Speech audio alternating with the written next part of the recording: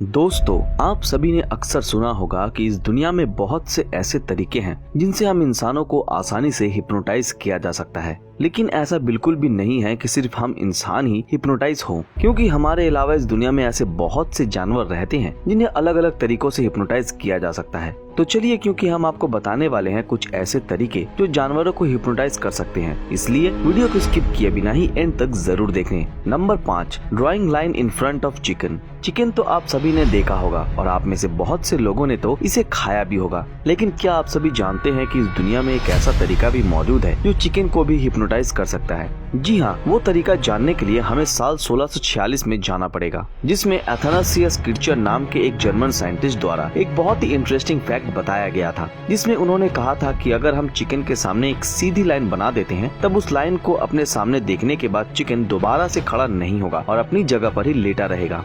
ये सब जानने के बाद आपके मन में ये ख्याल तो जरूर आ रहा होगा कि आखिर वो लाइन देखने के बाद चिकन को क्या हो जाता है। जैसे ही चिकन अपने सामने बनी उस लाइन को देखता है, तब उसको लगता है कि उसे किसी इंसान द्वारा किसी चीज या रस्सी से बांध दिया गया है, जिस वजह से वो भागने की भी कोशिश नहीं करता और अपनी जगह पर ही लेट जाता है। Number 4, pinning animals to the ground. दोस्तों, इस दुनिया में बहुत से ऐसे जानवर भी मौजूद हैं जिनके शरीर पर अगर थोड़ा सा भी प्रेशर डालकर उन्हें जमीन पर दबा दिया जाए, तब वो कुछ समय के लिए एकदम बेहोश हो जाते हैं और बिल्कुल भी मूवमेंट नहीं करते। क्रोकोडाइल और फ्रॉग इसका जीता जागता उदाहरण है, जो कि कभी कभी ऐसे साबित करते हैं जैसे वो मर चुके हैं। लेकिन क्या आप सभी को पता है ये जानवर ऐसे क्यों करते हैं? इसके पीछे का रीजन है शिकारियों का खतरा। जी हाँ, जब भी कोई शिकारी इनके आसपास आता है, तब ये खुद को मरा हुआ साबित कर देते हैं, जिससे वो इनका शिकार नहीं करता। खैर, ऐसा नहीं है कि ये बेहोश हो जाते हों, बस इनका शरीर हिलना डुलना बंद कर देता है, बाकी इन्हें सब दिखाई और सुनाई देता है। Number 3, hypnotising snake with the flute. अगर स्नेक्स को हिप्नोटाइज करने की बात की जाए, तब ये काम भारत से बेहतर और कहाँ होता होगा,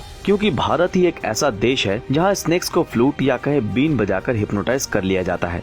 आप सभी ने बहुत सी मूवीज और टीवी सीरियल्स में स्नेक्स को बीन की आवाज से हिप्नोटाइज होते देखा होगा, पर असलियत तो ये है कि स्नेक्स तो सुन ही नहीं सकते। जी हाँ, बिल्कुल सही सुना आपने, स्नेक्स सुन नहीं सकते, बल्कि वो अपनी आंखों के पास मौजूद होल्स की मदद से चीजों को सेंस करते हैं। अब आपके मन में ये सवाल भी जरूर आ रहा होगा कि जब स्नेक्स सुन नहीं सकते, तब वो बीन बजाने पर हिप्नोटाइज कैसे हो जाते हैं? दरअसल इसके पीछे का रीजन है बीन बजाते समय होने वाला मूवमेंट, जिसे स्नेक्स डिटेक्ट कर लेते हैं और उन्हें लगता है कि कोई खतरा उनके ऊपर मंडरा रहा है, जिस वजह से वो सिचुएशन को कंट्रोल करने के लिए किसी के ऊपर अटैक नहीं करते और लोग उनसे एंटरटेन हो जाते हैं, क्योंकि उन्हें लगता है कि स्नेक हिप्नोटाइज हो चुका है। Number 2, tiger roaring paralysed animals. हाल ही में की गई रिसर्च से ये पता चला है कि टाइगर अपने गले से ऐसे साउंड प्रोड्यूस करता है जो किसी भी जानवर को कुछ समय के लिए पैरालाइज या फ्रीज कर सकता है। खैर, ये सिर्फ एक फैक्ट नहीं बल्कि असलियत है, जो कि कई सालों की रिसर्च के बाद साबित हो चुकी है। दरअसल एक तरफ जहां हम इंसान 20 हर्ट्ज के ऊपर का साउंड सुन पाते हैं, तो वहीं टाइगर्स दूसरे जानवर जैसे कि एलिफेंट, राइनो और वेल्स की तरह ही 20 हर्ट्ज से नीचे का साउंड प्रोड्यूस करते हैं, जो एक लो फ्रीक्वेंसी साउंड होता है और जिसे इंफ्रासाउंड कहा जाता है। आप सभी को जानकर हैरानी होगी कि ये लो फ्रीक्वेंसी साउंड बहुत दूर तक ट्रैवल कर सकता है और बिल्डिंग्स और माउंटेन्स के पार भी पहुँच सकता है। हालांकि हम इंसान इस साउंड को नहीं सुन पाते, पर जब भी टाइगर आवाज निकालता है, तब वो साउंड बहुत ही डरावना होता है, जिसे सुनने के बाद बहुत से जानवर पैरालाइज्ड हो जाते हैं और अपनी जगह से नहीं हिल पाते। Number 1, scratching reef sharks nose. अगर आप सभी के घर पर कैट या डॉग है, तब आपको इतना तो जरूर पता होगा कि जब हम अपनी कैट या अपने डॉग के कानों के पीछे खुजली करते हैं या रब करते हैं, तब वो अपनी आंखें बंद करके गहरी नींद में सो जाते हैं या कहें कि रिलैक्स हो जाते हैं।